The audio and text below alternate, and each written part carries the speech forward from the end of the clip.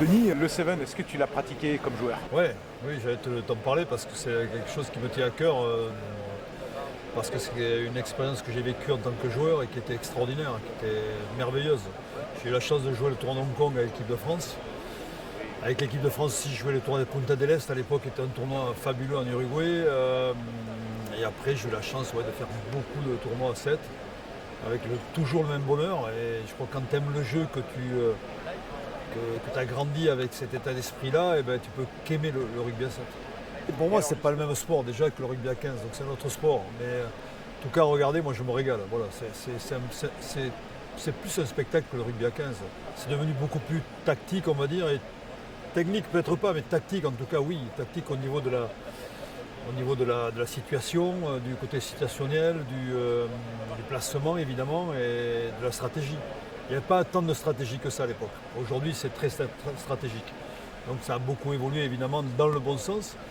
Mais, mais après, on voit quand même que le 7 laisse une part à une liberté d'expression incroyable. C'est-à-dire c'est quand même le talent. Le talent fait souvent la différence. Et le talent, c'est souvent sur l'improvisation. C'est-à-dire que c'est pas quelque chose, c'est quelque chose d'inné qu'on ne peut pas calculer. Donc souvent à 7, on voit des phases qui sont construites, mais aussi on voit beaucoup d'exploits personnels. C'est un vrai spectacle en fait. Parce qu'il n'y a pas d'arrêt. Tout est rapide, tout est en instantané.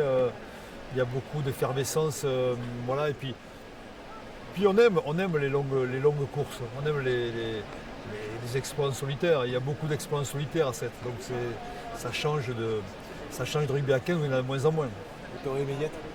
Ouais, oui, à jouer, oui. C'est ce que je disais à mon joueur Barbarian. Je lui disais, tu vas vivre un truc irremplaçable, tu vas vivre quelque chose d'exceptionnel, d'extraordinaire. En plus, je pense sincèrement qu'il sera plein, forcément, parce que les gens vont venir et qu'il va y avoir un spectacle de fou pendant 10 heures. Ça va ressembler à Hong Kong. On va faire le Hong Kong parisien, il va être ici, quoi.